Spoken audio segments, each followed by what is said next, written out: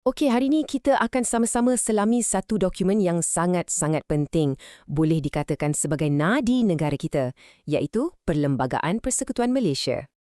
Pernah tak kita terfikir macam mana negara kita yang ada macam-macam kaum, budaya dan sejarah ni boleh bersatu padu?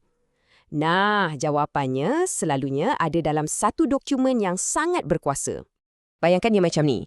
Ia adalah buku panduan utama atau kita boleh kata macam operating system untuk Malaysia. Semua undang-undang lain yang ada dalam negara kita, semuanya mesti merujuk dan tak boleh bercanggah dengan buku panduan utama ni. Maksudnya kat sini, tak ada sesiapa pun, tak kira lah institusi mana atau undang-undang apa sekalipun yang boleh mengatasi perlembagaan. Dialah yang paling tinggi, undang-undang tertinggi negara. Senang cerita, semua orang kena ikut. Tapi kan, buku peraturan ni, perjalanannya bukan mudah. Ia bukan sekadar ditulis atas kertas. Sebaliknya, ia lahir daripada perdebatan yang hangat, perselisihan dan yang paling penting, kompromi. Jom kita lihat sekejap perjalanan ke arah pembentukan perlembagaan ni. Ia satu proses yang panjang kan? Daripada zaman sebelum 1946 sampailah kemerdekaan. Tapi titik tolak yang paling kritikal, yang betul-betul mengubah hala tuju, berlaku sejurus selepas tamatnya Perang Dunia Kedua. Okey, masa inilah British datang dengan satu idea yang boleh dikatakan sangat radikal, Malayan Union. Mereka nak tubuhkan satu kerajaan pusat di bawah Governor British dan yang paling penting, kuasa Raja-Raja Melayu dikurangkan secara mendadak.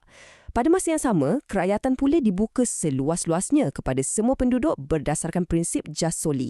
Boleh bayangkan tak apa yang jadi lepas tu? Memang meletuslah penentangan.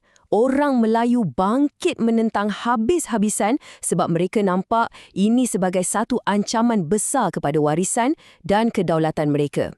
Reaksinya sangat pantas dan sangat kuat dengan demonstrasi di merata tempat. Nah, dekat sini, kita boleh nampak perbezaan yang sangat jelas antara dua rancangan ni. Tengok tu, Malayan Union letak Gubernur British sebagai ketua, manakala Persekutuan Tanah Melayu kekalkan Majlis Raja-Raja. Kuasa Raja-Raja pun sama, satu nak hapuskan, satu lagi nak pulihkan. Isu kerakyatan dan kedudukan orang Melayu pun sangat-sangat berbeza. Inilah sebenarnya punca utama konflik tu. Jadi, lepas Malayan Union tu gagal, muncullah Persekutuan Tanah Melayu pada tahun 1948. Inilah dia, kompromi yang dicapai melalui rundingan. Detik ni sangat penting sebab dari sinilah lahirnya asas kepada apa yang kita panggil sebagai kontrak sosial negara kita. Semangat kompromi dan rundingan inilah yang kemudiannya diserap terus ke dalam jantung perlembagaan kita dan ia membentuk satu kontrak sosial yang menjadi teras negara. Perjanjian ini ada namanya Ethos Nasional. Ia pada asasnya mewakili tiang-tiang seri tradisional negara kita.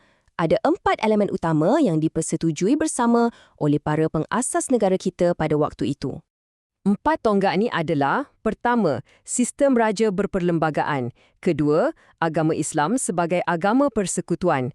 Ketiga, bahasa Melayu sebagai bahasa kebangsaan. Dan keempat, perlindungan kedudukan istimewa orang Melayu serta anak negeri Sabah dan Sarawak.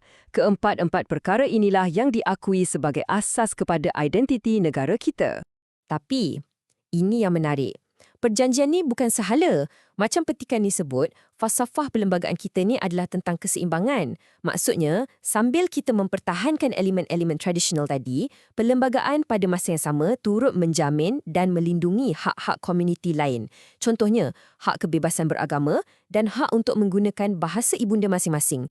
Okey, jadi persoalannya sekarang, apa sebenarnya peranan dokumen bersejarah ni, kontrak sosial ni semua untuk kita pada hari ini? Apa fungsinya? Ia sebenarnya berfungsi macam tiang seri kepada negara. Ia menyediakan satu kerangka kerja, satu asas yang kukuh dan stabil untuk Malaysia yang kita kenali hari ini. Tanpanya, mungkin keadaan tak akan sama. Kalau kita tengok fungsinya, ia sangat kritikal. Ia menjamin kestabilan dan keselamatan negara. Ia juga melindungi hak-hak asasi kita semua sebagai warga negara. Pada masa yang sama, ia pastikan tak ada penyalahgunaan kuasa oleh kerajaan, memastikan peralihan kuasa berjalan dengan aman dan mempertahankan kedaulatan negara kita. Pendek kata, ia adalah payung yang melindungi semua orang. 183. Apa tu? Itulah jumlah perkara yang terkandung dalam Perlembagaan Persekutuan kita. Satu set peraturan yang sangat terperinci yang dah menjadi panduan untuk negara kita yang kompleks dan berbilang kaum ni sejak berpuluh-puluh tahun lamanya. Ini membawa kita kepada pemikiran terakhir. Perlembagaan ini adalah satu rangka tindakan yang diwariskan dari masa lalu untuk kita di masa depan. Jadi, ia bukan sekadar dokumen lama yang tersimpan dalam arsip. Ia sebenarnya satu perjanjian yang hidup yang perlu kita setiap generasi fahami, hormati dan junjung bersama.